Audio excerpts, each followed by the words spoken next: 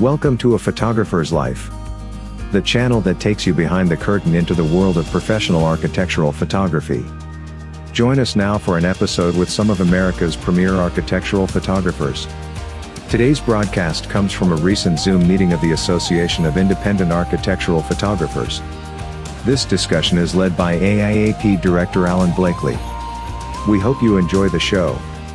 If you do, please let us know by liking this episode and subscribing to this channel. Now, on with the show. I want to welcome everyone to this April meeting of AIAP. A topic that came up again and again for people that wanted to revisit the licensing topic. And rather than me kind of present an outline of and steer this discussion, I think we probably ought to see what the issues are and the things that might be of interest to you to talk about. There's some here that have had a lot of experience doing licensing. I know, Barry, you probably have a lot to contribute on this subject and a few others. So is there anybody that wants to start out with a question or a problem or something that they've been concerned about with regard to licensing? Well, since you called me out, let me just say, one of the reasons that I do have a lot to say, because people that know I have a lot to say about things, whether I know anything about them or not, is that I also teach professional practices. So I've had to, anybody that teaches knows you have to go out and learn, or you're a bad teacher. So I've had to pay attention to the preconceptions that architectural photographers have, but because my professional practice is teaching is about photography in general, I cover everything from fine art to weddings to everything.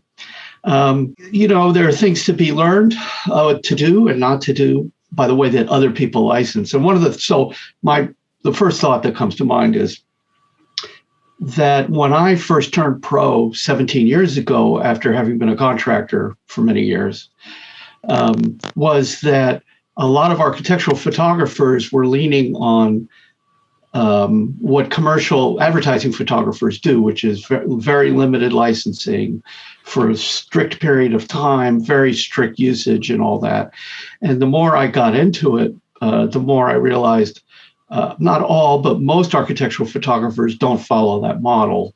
And they don't follow that model because they won't get clients otherwise. And so that's something, but there's still, some things to consider there, right? You can limit licensing to not include a full page ad in Architectural Digest, for instance, and those kinds of things, or those kinds of issues. So that was something that's always been on my mind, is what are the preconceptions that we kind of go in with that sometimes get in our way, my way, when I'm in negotiations.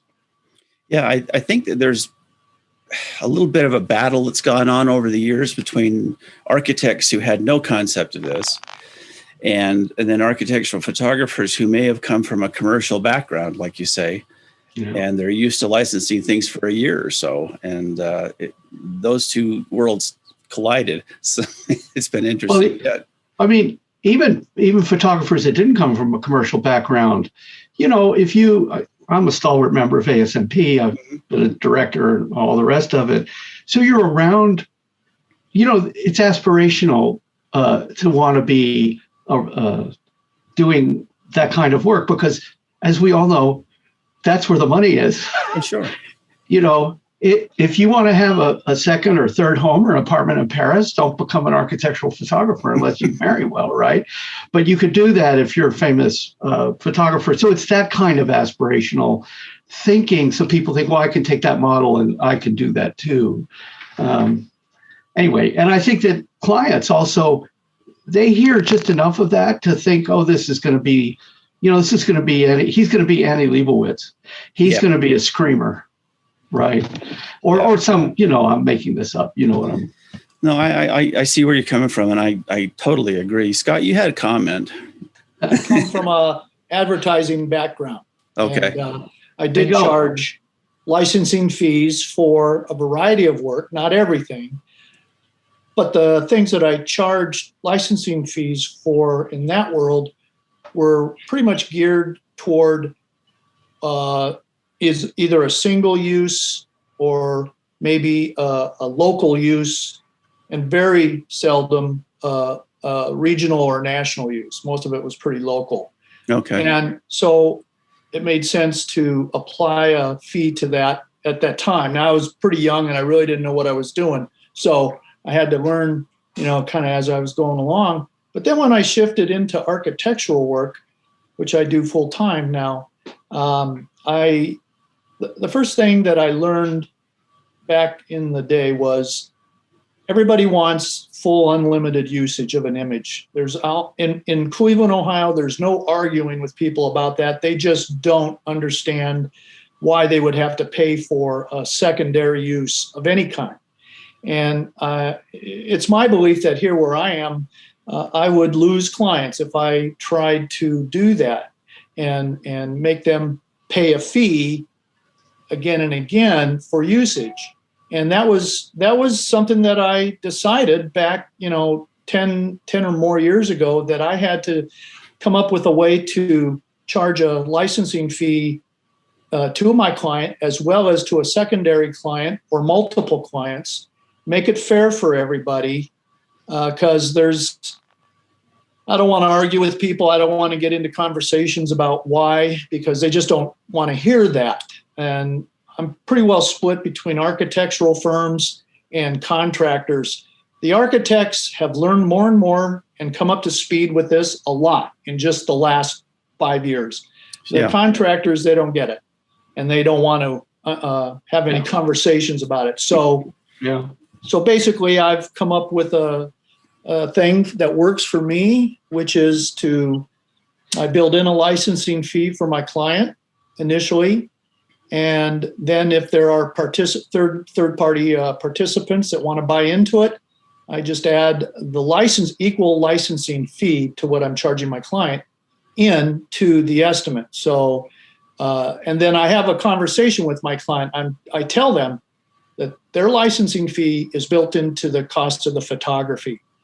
So when they go to split up the fee or the total invoice among the participants, the best notion that I give them is that the easiest way to do it is just split it up, either half or a third or however many additional parties there are, to just split the total between them, because everybody's paying the same licensing fee. And the rest of the costs that are involved in the shoot are basically post-production, some mileage, maybe travel, hotel or whatever. And so everybody should pay a part of that. And then I kind of try to explain, you get a lot of people who really just want one photo, maybe two. A lot of the contractors don't want to purchase the whole project, might be 10, 15 shots. So, and they have a hard time understanding, well, why am I paying this amount if I only want one or two photos? So what I tell my clients, and this is a handshake deal, and this is not necessarily the way anybody else does it, it's just what seems to be working here, is, I tell them that if a third party doesn't want to take part in this group purchase, to have them contact me after the fact directly, and I'll deal with them directly. And so that allows them to purchase one or two photos at a cost that I've established per photo of that shoot, and allow them to buy one or two. They don't have to buy the whole shoot and match. They can just purchase one or two images at the fee that I have established for those images, and they'll get the same usage rights as my client, and it's a done deal. I'm not wanting to reinvent the wheel, and so I try to keep it real simple. It's worked for me for quite some time like this, and I do have a pretty steady flow of this combination of architectural firms as well as contractors, and then there's interior design firms and some just single individuals. But everybody seems to understand the setup that I've got, and I haven't had too many people question what it is that I'm doing. I've had to learn how to put it into words, though, so that they understand what they're getting. Yeah. And that's probably the biggest hurdle, but it's been very successful at this point, and I don't intend to change it. The only thing that I would like to know more about is, I think my licensing fees are a little on the lower end. I've been a little nervous about raising them up too much. So I have a photography fee for my time, half day, full day, and then the licensing fee on top of that. And that licensing fee is what it is that I add into the estimate for these other parties. So, I feel like my licensing fees are on the low end, which is the only thing that really bothers me or concerns me. I feel like, well, maybe I could get a little bit more out of this, but I haven't really pushed the envelope there to see where the boundaries are. So, anybody got thoughts on that? I have Chris. Well, my situation very close to Scott's. I tweak it a little bit differently because I do run into, exactly what he was saying about some vendors only want to buy 1 or 2 shots, and so while I don't charge by the shot, I charge by the job and day rate and post production, things like that. When all is said and done, I will divide it out on a per shot basis, so I can license individual shots. And I'll give you a good example. I just this morning billed a 3-day job. It was 24 shots. The architect and contractor were all in on the 24 shots. So already there's a whole another licensing set from one or the other of them. But then a few of the other vendors came in and one wanted 4 shots, one wanted 5 shots, and so by being able to break it out on a per shot model, I'm getting that extra revenue that I wouldn't get if those vendors were required to buy all 24 shots. But I do it a little differently in that I run it all through my client, because as Scott was saying, you keep adding this up and you say, well, here's your creative fee and here's a license, and there's another license, you split it by 2, another license split it by 3, another license split by 4.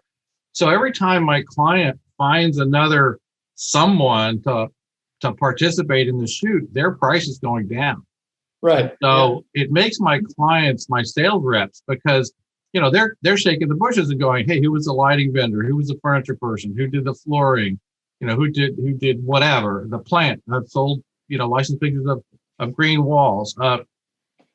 And so while it is a little cumbersome to coordinate, my clients are more than happy to do it, because every time they get another participant, their price goes down. And every time they get another participant, my licensing fees are going up. So, I think it's a win-win. I do bill it all separately. So I don't tell my client, well, here's what you do and go split it up. I bill it all separately, with the caveat to my client that says, if I have trouble collecting from someone, I'm coming back to you to be some muscle here, because you're bringing them to me. You're saying, oh, this vendor wants to participate. And I only had trouble once, and getting someone who just completely backed out or tried to back out of the deal. And the architect went to him and said, no, you're not doing this, or we're not using you for a year. It was a mill worker. Wow. So that worked out. That worked out pretty well. But also to Scott's point about raising licensing fees, I've had the same thought, and so started eking them up a while ago. Pre-COVID, and I got pushback, not just from existing clients, but a few relationships with. I can think of an architect that I serve on a committee with, and he hired me for a job, and I decided to quote it at the higher licensing rate. And we've known each other for years, but this was the first, photographer architect relationship we had. And he came back to me and he said, we deal with other photographers, and his licensing fees on the high side.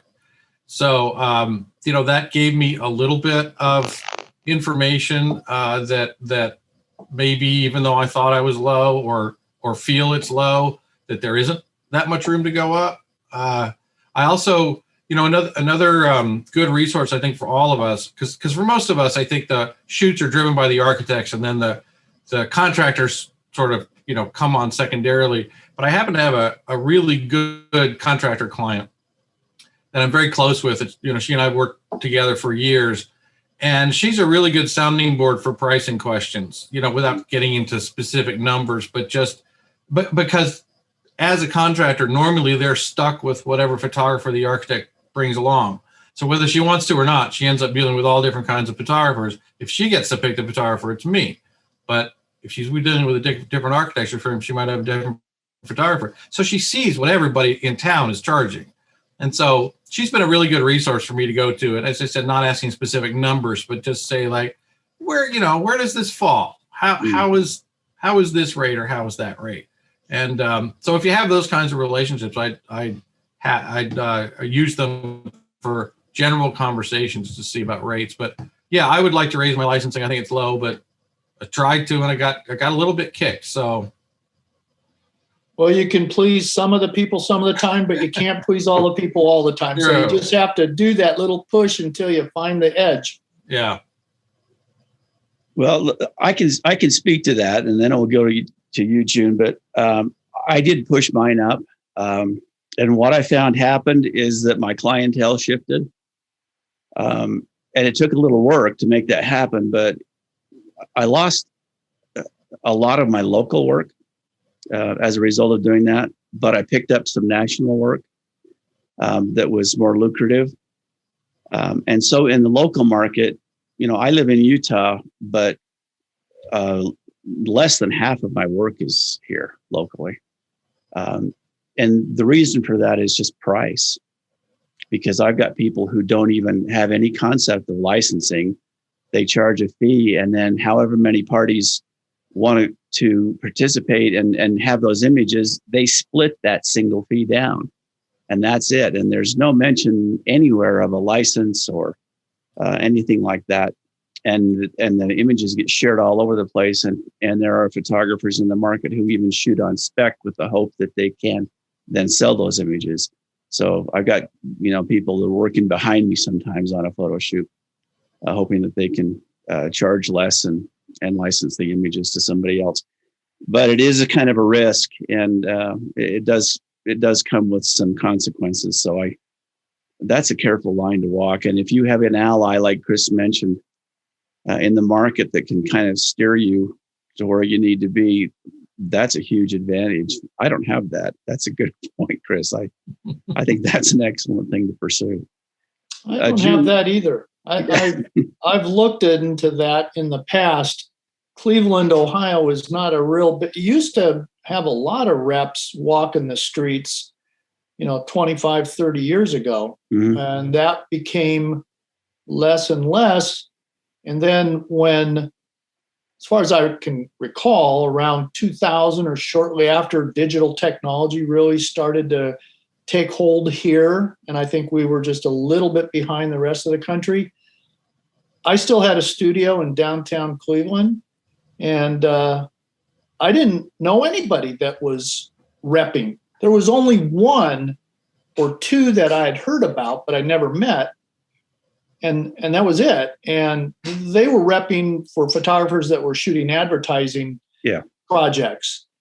When I made the jump over to the architectural work, it was a wide open field for me at the time that I did that, but there wasn't anybody doing any kind of repping. And I don't have a lot of contacts that I used to have at this point. So, finding that person that could help bounce ideas off of and hear what's going on around town, that'd be great. But I just don't know where to look for that. Yeah, she's the marketing person for a contractor. So, where are you located? I'm in the Washington, D.C. market. Does she want to work in Cleveland a little bit? I'll pay her. Well, I think that's also the thing about a rep is they make their money off of you. So I'll go back to that slightly depressing statement. Advertising photographers, that's where the money is.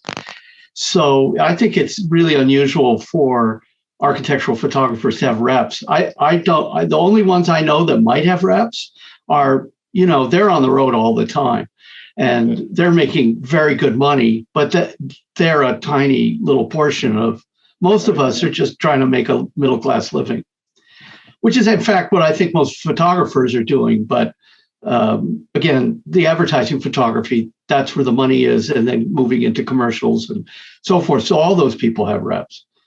Right. Just as an aside on that, I got an email from the Department of Labor with some statistics about architectural photography. It was quite depressing. Oh, boy. United States average for annual income for an architectural photographer was $23,000. So I know we're all doing better than that. Yeah. Hey, I'm making 24. I don't know if this is interesting to anybody. I don't know where you'd follow up the lead, but I got a call from CoStar, who's the big commercial leasing company, and she said, and I know I'm not the only person they called, but she said that they were looking to quote fill out their team and looking for an architectural photographer. We talked for a while, and then I realized, wait a minute, she's offering me a job or offering me the ability to apply for a job. And I told her, I said, I was flattered and I wasn't interested. I said, I've been doing this a long time, and the thought of actually getting up and going to somebody's office every morning is it's not something that appeals to me. But I asked her what it paid, and she said it started at 70, and plus benefits. They give you a car. There's a lot of travel involved, I'm sure. And all I could think of, and it was a great conversation, and I think a good opportunity for someone who would want to do architectural photography that way. But all I could think of was that, she's saying she's raving about these pictures on my website. And I'm thinking, well, there's a lot of time that went into those pictures. And an architect was willing to pay for a long time for me to go shoot that stuff and to edit that. And I can just imagine that if you're shooting for, a commercial real estate company like CoStar, they're going to give you 20 buildings a day that you need to go cover. And that's right. They're going to want what they see on my website, but they're going to give you 6 minutes to take a picture. So that's right. I got that same phone call. Oh, you did? Yeah. Good. Twice. I got the phone call twice too. And then I had one of my mentor, architectural photographer in Indiana, he got the call and we started talking about it and broke it down, and they own the copyright to it. So we wouldn't even have this conversation if, it was like on CoStar. That's they right. Yeah. I mean, you're an employee, so it's right. Employee work that the employer owns it. It's not even a work for hire. You're an employee. I've gotten 2 requests recently to shoot 3D Matterport photographs. Yeah, I've gotten some of that. Yeah. I didn't really know what it was till I did the research, but that's kind of the same game. You just like go in and throw a camera around and then process it. Right. There's nothing, spectacular or yeah, you're a Matterport technician. You're not a photographer. You're a technician. Yeah. I mean, I think I would have done CoStar maybe like 4 years ago when I actually started. That would have helped a lot, just to get me in the ropes. But I'm 4 years in now, converting from a filmmaker, and there's no way I'd do that. Yeah, because now I know too much. Yeah, that brings up an interesting conversation that you just mentioned about film or shooting video. Who all is shooting video? Anybody shooting video? I only shot some training videos for a client, the city of Seattle. Do you find that the architects, especially who could use it, are not interested because they don't know much about it, or maybe they think they're going to have to pay more? I don't think they're interested that I could tell.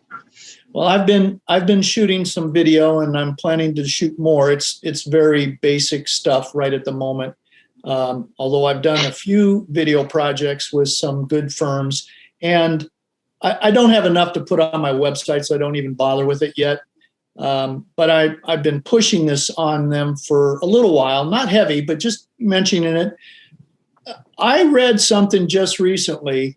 I read an article not too long ago, online, of course, about how video equipment is coming up higher and higher, 4K cameras, 8K cameras. They gave a timeline for this over the next 30 years. I think their timeline drew it out to about 2035 or something. But the whole thing was based on the premise of these video cameras are getting bigger files and bigger files. And they're nearly to the point right now where you could get an 8x10 image off of a single frame, and it's excellent quality. And, the days of doing print work for the walls that's not over, but it's not a big part of my business at all. Everything I shoot now is it's all digital. It's all online.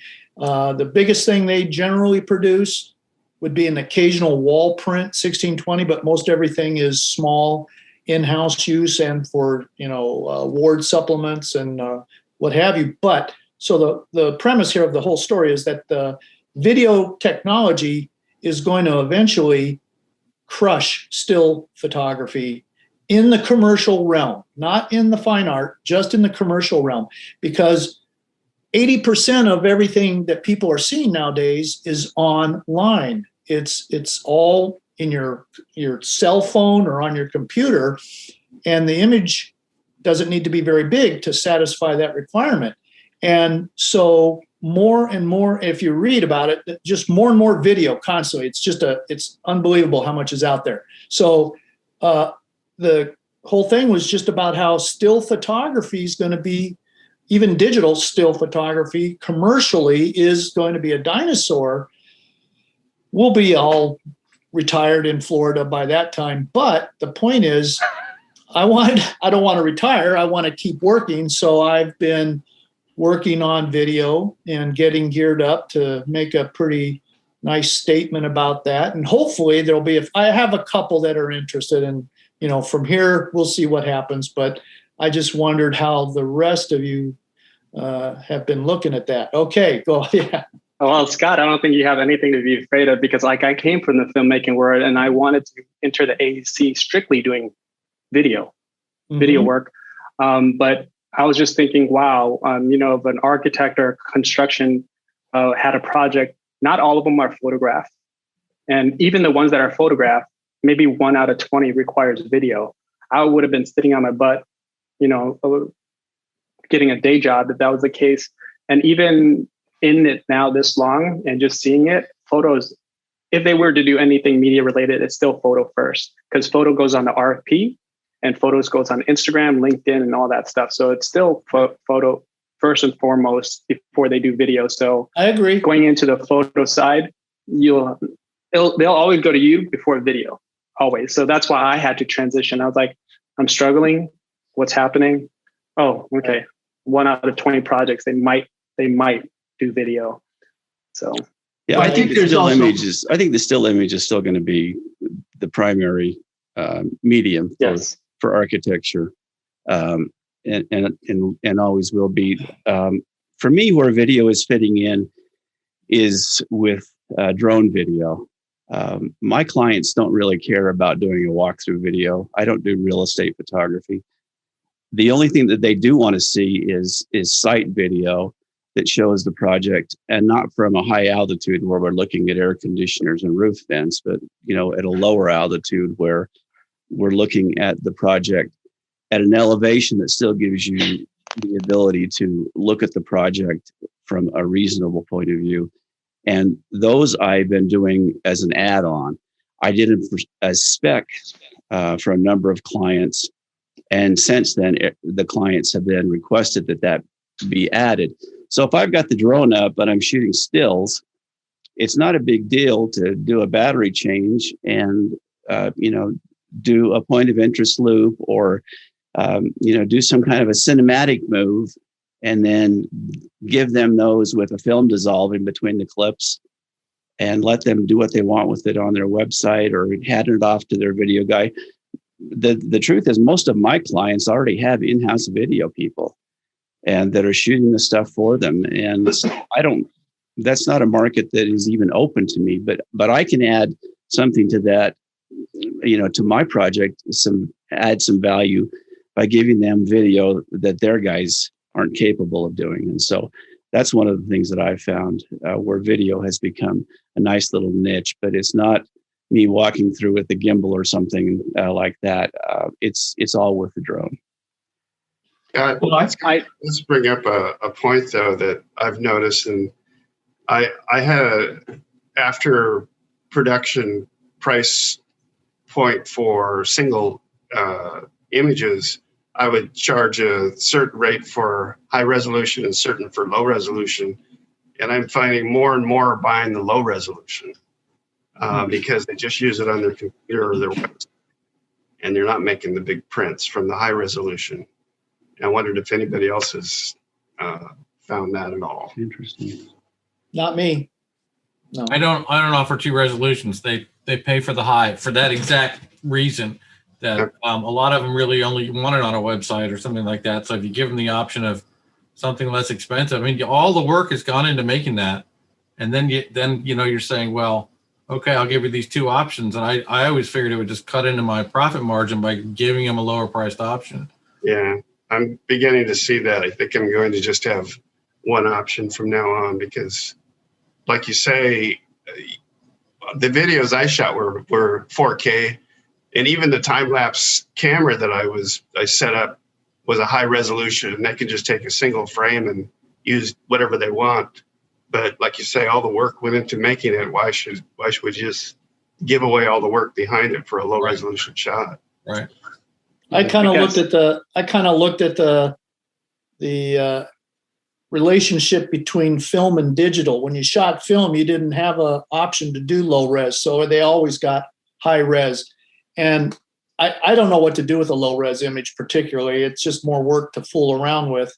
That's just me. So I've never offered that. Never really had anybody ask me.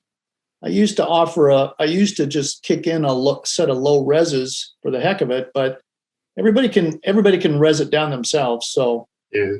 Well, what I've done is, and maybe I may be behind the times. I always, and it's including in my pitch letter, I say I'm going to give you two formats.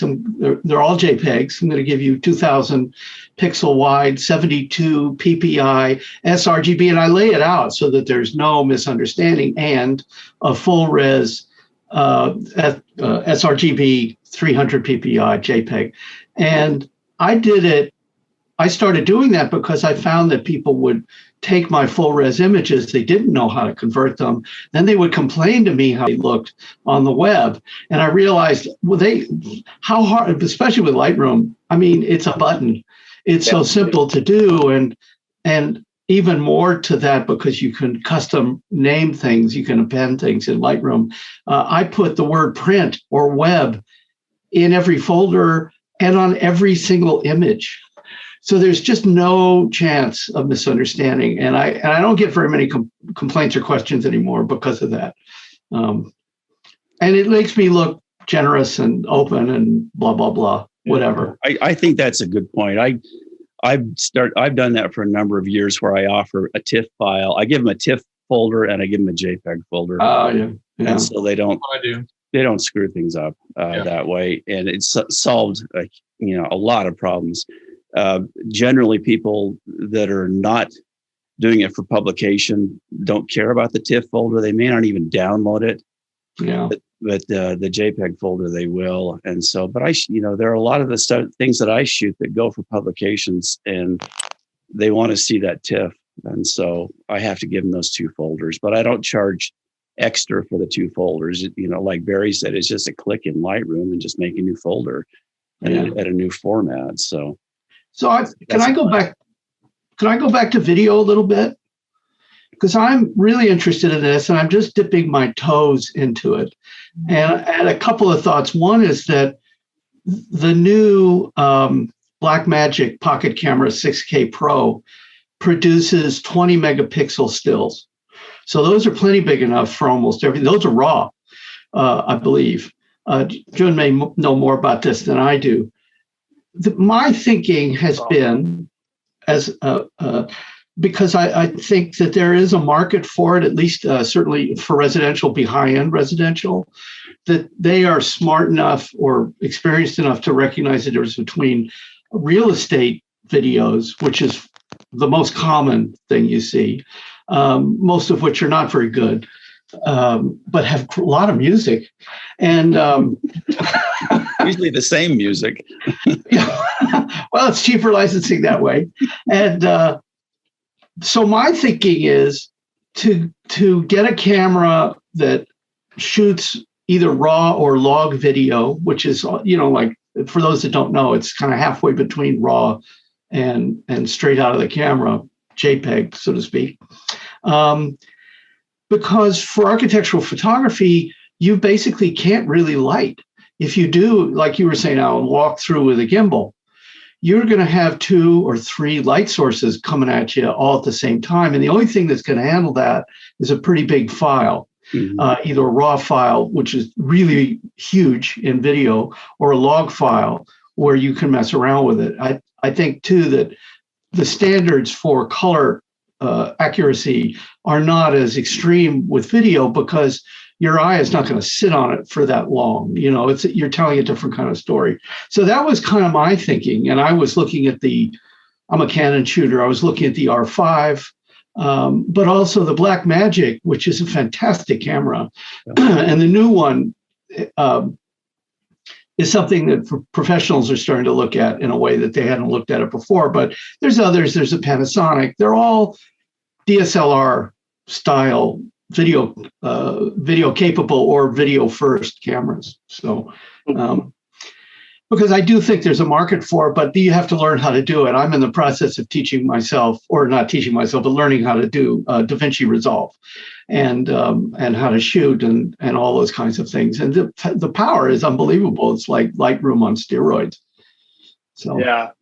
But having you said that, Barry, it kind of converges where before, when I was driving, I was listening to you guys as far as like commercial photography, and that's where the money is at. And the clients who don't want to pay for it. Now you're using really high-end video camera to do that, because that's more like filmmaking. Because what Blackmagic shoot is the higher end, they shoot ProRes or Cinema D and G, which is like the same thing that Lightroom happens. So then they get the files. So if you get Cinema D and G, then you get exact file image. So that's great. If you shoot the other way, the shutter speed, because with photo, you always want high shutter so everything is sharp. But in video, you only could be 2 times the frame rate. So frame rate's 30 frames, your shutter speed is 160. So there's always going to be a little blur depending on the file you get from it. So that's why I never extract the photo from a video, because the shutter speed is always a little bit blurry. If you want a little bit blurry, yeah. And so only after a drink. Tell the client that, bring them out. It's on the client. Yeah. I think something. So, and then as far as like a camera, you really want to get something low light, which has a smaller megapixel file per sensor. It's almost like the Sony. One of the Sonys, like the A7S, has a 12 megapixel file, but the low light is ridiculous. Like it could shoot in the dark, but then you can't really extract the photo from that because it's 12 megapixel. So it's there's always change. Well, I never think about actually using the same, despite what it sounded like. I've always assumed I wouldn't necessarily use the same camera to shoot, or I would be extracting something. I mean, so some cameras do it, and having the smaller sensor, the Super 35 is what they call it. It's basically APS-C.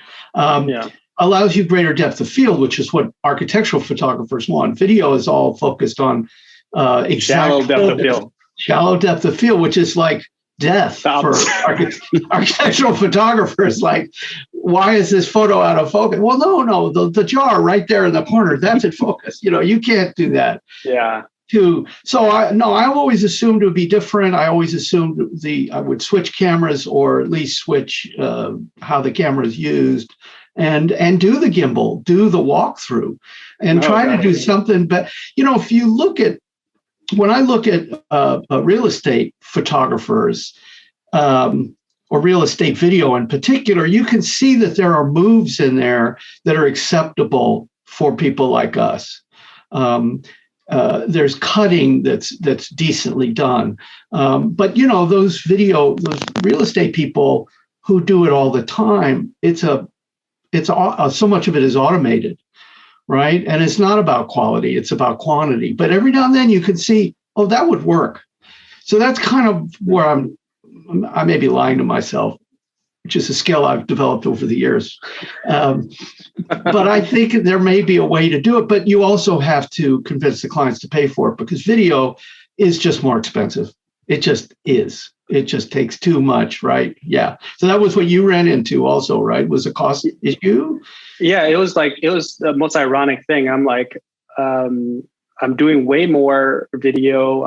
There's no Photoshop. I mean, you could do After Effects to remove items, but that costs a lot of money and time. So I was like, how am I? So that's why also I transitioned to the photography part. I was like, this is so much easier. I'm getting paid better. It's the ironic thing, but yeah, you do more work with video. You get paid less respective to what you're doing.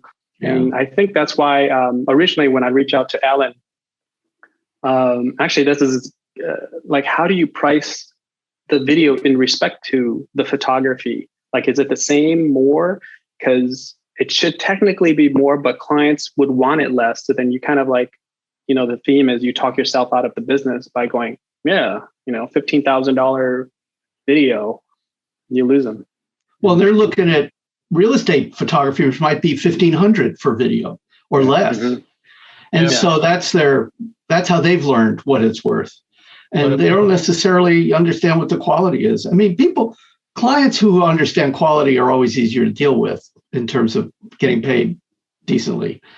But, we can only teach them so much. They have to be self-educated, I think.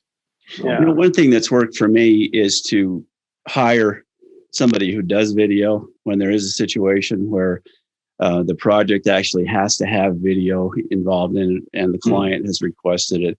And so I hire a videographer and then I act as director. Yeah. And by doing that, they're getting my eye, but this other person's skill. And I don't have to buy the equipment, so I don't have to bring a slider and a jib and everything else to the party. I have somebody else that that has invested in the equipment, knows how to use it. I just have to direct what it is that they're doing. And that's what for me. Well, that's what big time commercial and fashion photographers do. All the people I know that have transitioned, and this is going back into the 50s, so it's like it's not new. All the people that transition to commercials are directors. Yeah. They know how to frame and they know how things should look, but they leave it to the gaffers to light. They leave it to the DPs to actually get and of course, then there's audio, because without good audio, if you need audio, there's nothing. There's no good video without good audio. Right. Right. Yeah. But that's a model that's worked for me. And I don't do it a ton, but I do have several clients that require that. And the video that we put together at the end will have some interviews, which, I end up conducting the interview and that kind of thing. But I only add my eye to the process and let the videographer do the rest of the work. So do you participate in the editing?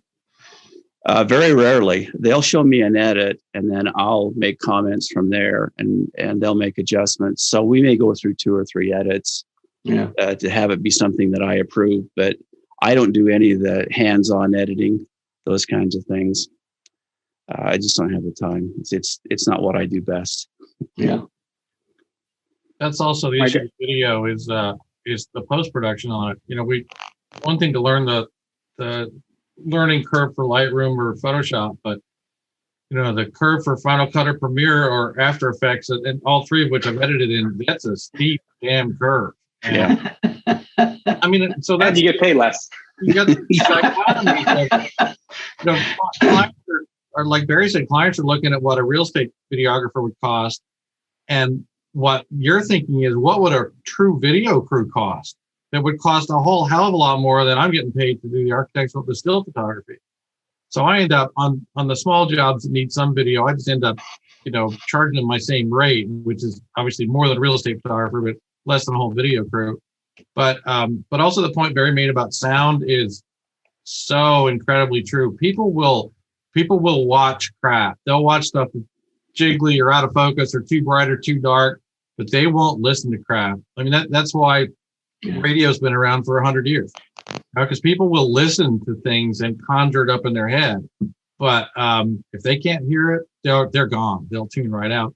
And suddenly when you add that layer of sound into production, video production, oh man, you're in a whole other realm of equipment and skill level and things that you need to know about. So video, unless it's a quick clip here, a quick clip there, it's tough. unless you really do it for a living. Or you learn photo is just so much easier and ROI is better. Yeah.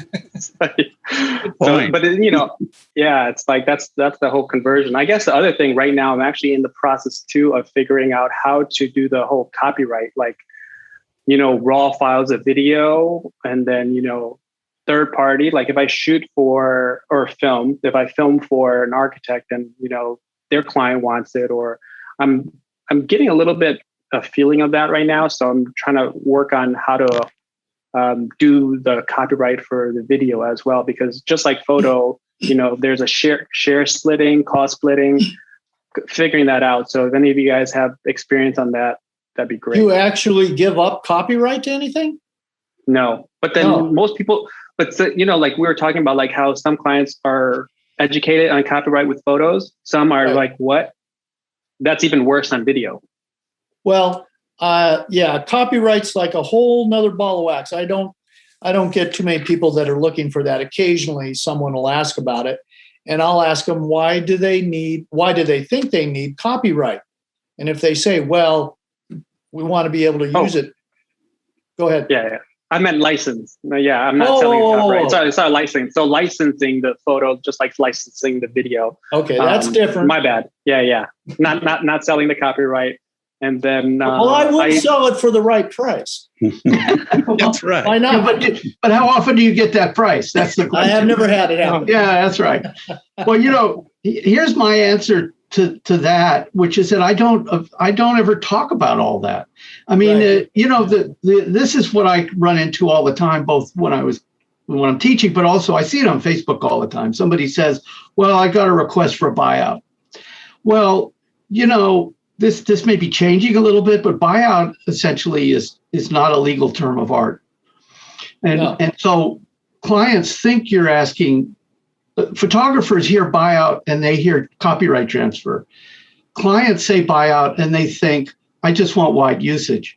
So what I've done in the past is just say, okay, yeah, we do. I do that, no problem. And then I write the license, and it has broad usage, nothing that I feel bad about. And then I've actually had one client who had requested buyout come back to me and say, oh, this is great. And by the way, Barry, we understand we can't license this to anybody else. So I thought, wow, okay. So I think that video can operate. I don't see why video should operate any differently. And I think video, one thing that is different is that for the producers of the video, they own the copy. They have ownership of the work. The DP, the sound person, the editor, they don't get to use this stuff, unless the photographer licenses it to them to use as a reel or something like that. So I think it's pretty much similar. You can restrict the license for video in the same way that, if I'm not going to let a commercial client give away my photo to Anderson Windows, I don't have to let a video client use it any other way. Yeah. When I was driving and listening to you guys earlier, I missed the part where if you separate license as far as like social media, publication, and stuff like that. And I'm wondering if that would also apply, because one of the things is like you could have your client post it, but you know how sometimes their client will share post that. So it's still using yours, but it's not under the license, is it? So that's kind of the gray area. Well, here's something to think about in that respect, because I know exactly what you're talking about. You have to draw a line somewhere. How much time do you want to spend chasing down everything that you see? Now, I mean, I do keep an eye on things, and when I see something that got passed off inappropriately without being paid for, I'll make a phone call and ask for the licensing number. And when they can't produce it, I'll say, well, then I'll send you the invoice and you just pay it, and I'll explain the details. But I have a little different take on this probably than a lot of people. I'm in business to stay in business. I don't work nationally. I work pretty regionally. And I'd say 80% of my clients are repeat customers, and they basically want to use an image or a series of images or whatever unlimited. And so I build my estimate. The text is all about how they can use it in an unlimited sense. I don't restrict them. They have unlimited usage of my images, but they can't lend, give, or sell or trade in any format, color, black and white, or digital media to any third-party individual, company, organization, etc. It's for their firm's exclusive use. And I build the cost around that. So I'm telling myself, I'm giving them unlimited use, and I'm charging them the X, and I'm happy with that. And it's also with an understanding that they'll tell anybody who comes to them and say, hey, we saw those photos, we'd like to get those. How can we get those? And they'll politely tell them to contact Scott Pease directly, and then I'll do the deal with them and sell them what they want. So that works out for me. And I don't feel bad about the way I'm licensing the image or selling my services, because I'm content with what I'm getting, and I don't see any reason to restrict anybody. That just gives them a reason to say, well, we'll keep looking for another guy next time. So that's just for me, though. And I've gotten referrals. I've licensed images exactly that way. Yeah. For people's, yeah. And why not? Yeah. I mean, these people, again, they're not going to put an ad up in Architectural Digest or Dwell or something, you know? Right. So just worldwide usage of the photos, yeah? Worldwide. I don't know if anybody's, except for Mr. Blakely here, I don't know who all's working nationally or internationally or cosmically. I don't know, but if you do have those kinds of clients, it's a little different world to be at that level and dealing with those types of businesses or firms. But where I am and the clients that I've built my business around, local primarily, state of Ohio, and it's a pretty common theme, I think, between myself and other photographers in Ohio.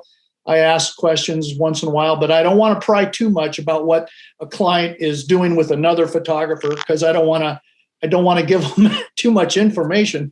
But I'm just curious, who they work with and what they may be getting.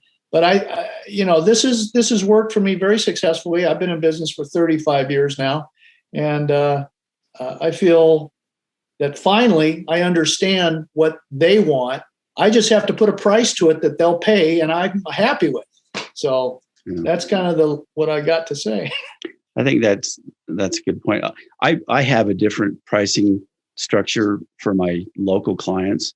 So for clients here in Utah, that their usage of the images are going to stay in Utah, that's one price. My national clients, that's a different price. And it's more along the lines of when I used to have a commercial studio and did food photography and product photography and those kinds of things. And I worked with an ad agency, and the licensing terms usually were 1 year on an image. If they wanted longer than that, or if they wanted to use it again, then we would charge them another usage fee. And so that's how so my national and my local pricing are completely separate. Yeah. Well, and an ad agency is a completely different animal. Yeah. And I have clients who work specifically with ad agencies. That are architectural clients, are primarily manufacturers of architectural products, and they work with ad agencies. And so, I may go out and shoot 4 to 6 shots for somebody and bill it at a rate where locally, I would shoot for 2 or 3 days to get that same kind of rate.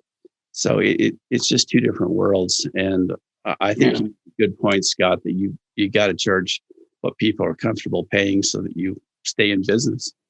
Yeah. Well, I think that's one reason to just be educated when those nice jobs come through, those big commercial jobs, so you know how to behave. Because I think sometimes if you charge too little, particularly to those clients, they think you don't know what you're doing. Yeah. So you may be the lowest bid, but you won't get the job. That's right. Yeah. And sometimes you have to just kind of stick your neck out a little bit and push that price up a little. And that gives you a certain level of respect in their eyes. You know what else gives you respect? Being bald, having a goatee, and just being a little bit older. My brother.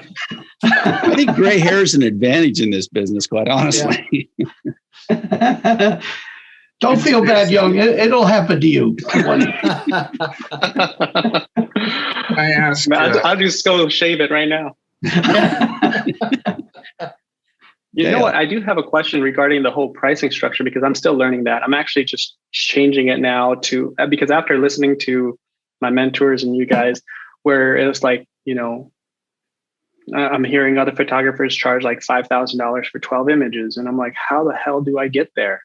And then how are they doing it? So I guess it's like, when you go scout with a client and you're like, okay, it might be this much, and you probably get 12 to 15 images. But after the fact, when you shoot it, how do you adjust that? Let's say you quote 5,000 for 12 image or something like that. And then you realize that it's different. You only got 8 images. Do you prorate it relative, or do you still charge your day rate and images? My feeling is if I know what I'm getting into, so if I've scouted something and the client doesn't make any changes, and even if it takes longer than I thought, I'm going to stick with my quote because I knew what I was getting into. But when someone just says, oh, we've got this 8-shot job, how much is it going to cost? Okay, we'll do it on Tuesday. And then I get there and I tell them that I have had no idea what this is. So this is just an estimate. So it's really how much going into it, or if there are changes along the way. So if the client wants 8 shots, you get there, the 8 shots is going to take what you thought, but then they identify 3 more shots. Of course, they're going to pay for that. But if I scout it, they give me a shot list, I know what I'm getting into, I give them a price, I stick with it. As things change, things are fluid during a shoot and things change and there's shots added. That's the time to have that conversation, not after the fact when you're invoicing. Yeah. I guess the thing that I miss is that sometimes when I photograph with people. Like for a contractor, I quote them, hey, you probably get 12 to 15 images, but usually on the day of, I probably could squeeze out more. But I don't. So I send them proof and they get to select. And then how about if they selected more? Let's say you quoted from 12 but you shot like 20 images and you showed them all and they're like, hey, I want all 20. Is it prorated within that all 20, or how do you do something like that? I guess that's the question I was asking. Here's something you should do. In your estimate, you ought to have some text, some verbiage that covers that sort of scenario. So if you do that, if you do that kind of shooting, it's all about thinking ahead a couple of steps of your client. And so if you do a lot of shooting like that, just make sure you cover yourself with some text that states that very clearly, that you're going to be shooting more. They can buy what they want, and it's going to cost X. Perfect. I guess because it's fresh. It's like literally, I just did that because I'm transitioning how I'm doing my pricing structure. So this is like a new learning curve. So that's great. Yeah. Well, just to complicate it, here's how I do it. If you're looking from clarity by asking questions to other photographers, you're barking up the wrong tree. So, sorry. Being a smart ass, I don't charge extra for that, but this is how I act with my clients too. So, what I do is I have a number for any kind of job I do, even when it's not architecture. I'd say you're going to get X number of images. I tend to shoot a lot. I've always done it that way. So if I'm contracted for 10, they're going to see 15 or 20. Yep. And the price is the price. And then before I get to my point, having them make the pick has then there's buy-in. And I almost never get any complaints because they have picked the ones they wanted. They've said, no, this is orange, not red. Make your corrections and we're done. So when I deliver, we're basically done. I very rarely have to go back and do more. So I don't put in the pricing in advance, except when I'm requested to for what extra images might be. because I don't know how easy it's going to be or how easy the clients were. So if I can get away without putting that number in there, and I will do it if they ask me to, because, I want to work. So I'll take the chance. But, some clients are a breeze. Some jobs are so easy. Some photographs are the photograph. There's no blending. There's no nothing. Maybe I'll straighten the edges out a little bit, or crop. That's it. So I don't know until I get those extra requests what they're going to be. And also, sometimes those requests come a year later. And that's kind of how I handle it. Well, I guess the question would be, you quoted them for 10, you gave them 20, but they want 13 images. Is the quote the same, or do you change it? No, I had some money. I mean, my assumption is that my clients can do a little math. So it's a little tricky because, they can go, well, the price was X amount of dollars for this number. Let's divide it up. So I give them that number and a little bit less. So at least they feel like they're getting a deal, but not very much less. I mean, I'm making more money. I've got a happier client. So I don't want to be greedy. And especially if, as I say, some of the images are really easy and don't require a lot of posts. I do all my own posts. So it's a time issue. So if it's really a grind, I'll charge them. It just depends on what those images are they want that are extra. So it's completely situational. Okay. I know that doesn't bring any clarity, but I haven't got any problem with people paying me the extra money. How does everybody make the distinction between the production cost and the licensing cost? How do you arrive at that number? I have a tarot card number up in the that I lay out on the table. I throw darts, and if it hits the 100%, that's it. When I first started, I looked at, and I was blown away by commercial cost and advertising. That didn't make any sense for my clients. So I just came up with a production cost and then, individual image cost. And then I generally give them, if I do my homework, I give them a production cost, and I don't really go over that unless there's huge changes. But what I do, just so here's how I do it, and maybe some of you do it this way too. My production costs are based on a day or a half day rate. Now I have shot for say less than a half a day, but I figure, travel time is part of my time getting out of my office, going to the job. But basically my production time, that's my photography fee.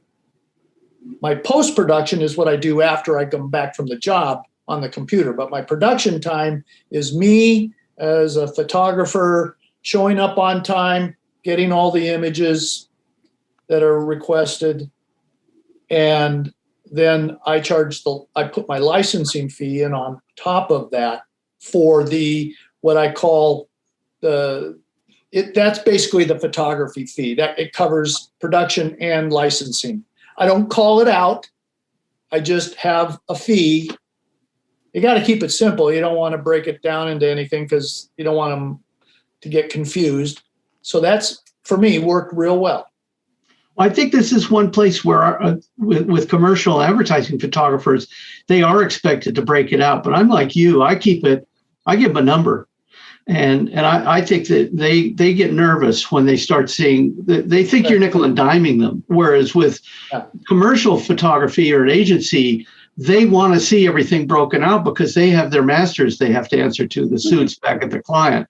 Yeah. So they want to make sure they aren't getting nickel and dime by seeing exactly what everything costs. So it costs what it costs, but your client has different perceptions about what makes you feel comfortable. Yeah, that's that different world, the advertising agency versus the direct client. There's no comparison between what the requests are going to be, and the direct clients, they want it simple. Yeah, I mean, Alan, you're working for agencies and national people as well as local. Has that been your experience with putting together my quotations they look completely different. So if I do work for an ad agency, my quotation may be 4 pages long. Yeah. Because I'm going to break out everything. I'm going to break out the travel, and the travel is going to get broken out into, cars and mileage and hotels and all that kind of stuff, and catering and per diem and whatever.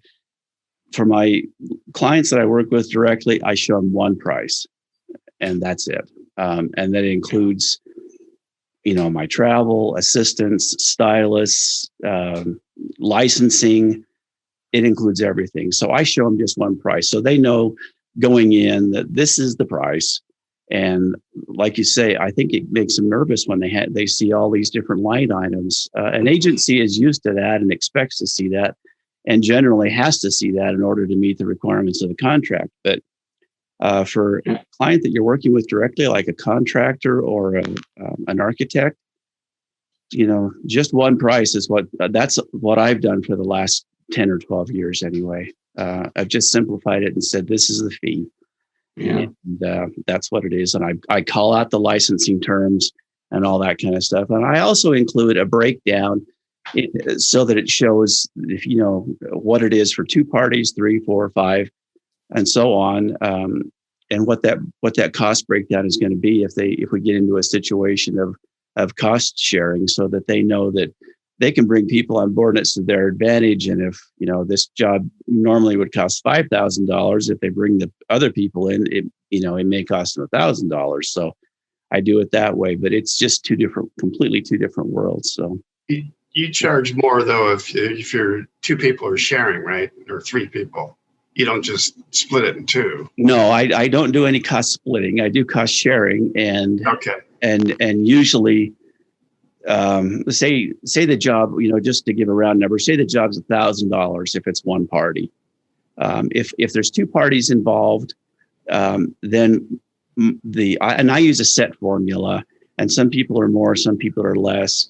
But according to my formula, if it's 2 parties, then that job is a $1,400 job, and each party pays $700. That's kind of what I do, and that's worked well with my clients. Yeah, my clients, it's made a huge difference. I make so much more money on the same shoot. I don't have to work any harder, and it's just more money. So, but and also, with a commercial client, if you get working with an ad agency, typically they're only going to ask for 1-year license on things, usage. And so if it comes back and a year later, or somebody else wants to license it for their advertising, which I just had happen, then you got a whole different situation, and that's considerably more lucrative. Well, I think that Alan, one of the differences that some photographers, emerging photographers, I'm not including you, Young, by the way, in this, is that, advertising is so fashion dependent. Whatever it is, you could be selling a candy bar. So they know that their usage is going to be a year, maybe 2 or something like this, because the clothes are going to change, the hair is going to change. They're so nervous about being current. And of course, there's enough money to reshoot, because they're making more money too. Everybody along the line is making more money, whereas architects, they're not in that league in terms of, unless they're a starchitect or a big local firm or a big national firm.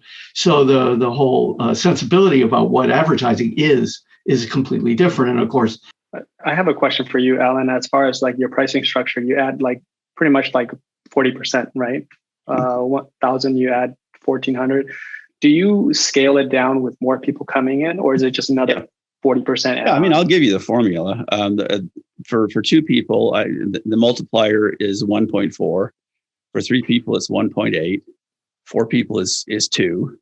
5 people is 2.25. Whoa! And so, and then it's just 2.25, 5 or more. So I don't, 2.25 is the multiplier, and that I end with, and so that gets everybody in at a certain level, because I hardly ever have more than 5 parties, but occasionally I do. And it just depends on the project. But that's, again, that's for, me working directly with a client, and on a local project or a national project where it's like an architect or a contractor or something like that, interior designer. Okay. And I know there's people that are more than that and people that are less, but that's worked easy for me. Got it.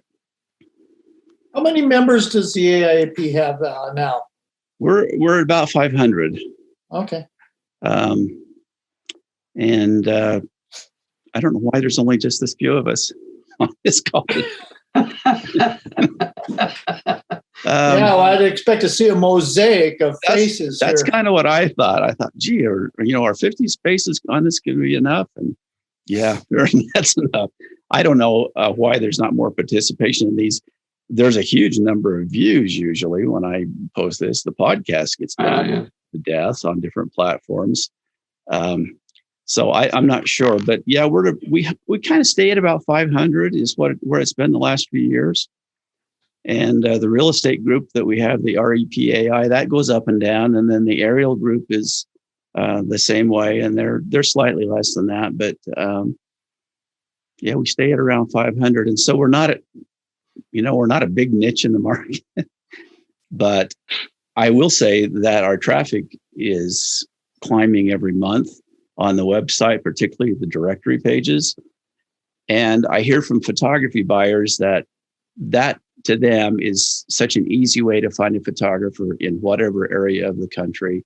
And I get these nice little email notes all the time. Thank you for this directory. This made it so easy to find a photographer in such and such a state. And so, that's the benefit. And so if nobody wants to participate on these discussions, I guess that's okay. But I think for those of us who do, it's hugely valuable and a great teaching tool. So we'll keep doing it. We're probably at a point where we need to wrap this up. Is there anything else that anybody would like to bring up before we do close? I just like to say what I learned from the last session about doing posts on LinkedIn. And there's a new service from LinkedIn called Alignable. I've been making posts and it's worked really well. I appreciate that feedback. Great. There are a couple of things I wanted to bring up before we sign off here. And one of them is the power of a press release. Now, I know a lot of you don't do those, and most of us don't, but it's easy to put one together. And I worked in an advertising agency years ago, and we used to say it's time to put on the snow tires. We need more traction for this client. So that would be the press release. And so we would start really pounding press releases out.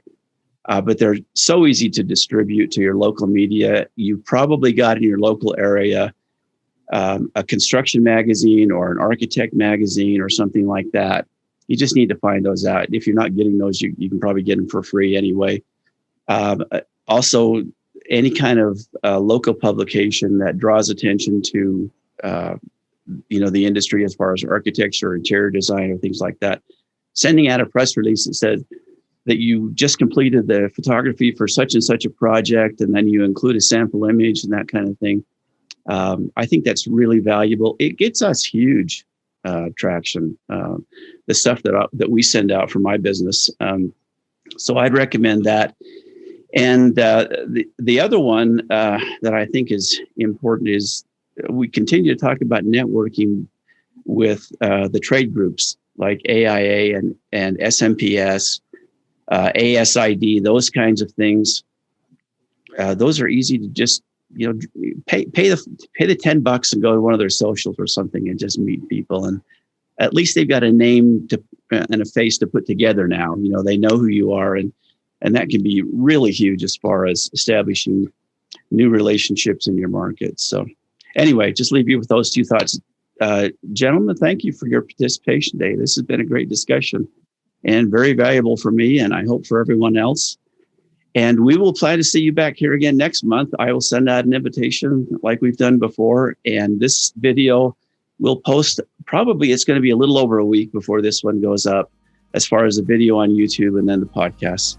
But this will be edited down so that you can take out all the stutters from my voice, and we'll edit it for time just a little bit. But again, thank you, and all the best of luck in your local businesses. We hope to see you again next month. Thank you. Thanks. Thank you. This has been another episode of A Photographer's Life. If you've enjoyed this program, please let us know by liking this episode and subscribing to this channel. A Photographer's Life is brought to you by the Association of Independent Architectural Photographers. This episode is copyrighted, and may not be used in full or in part, without the written permission of the AIAP. Please join us again soon for another inside look at the world of professional architectural photography.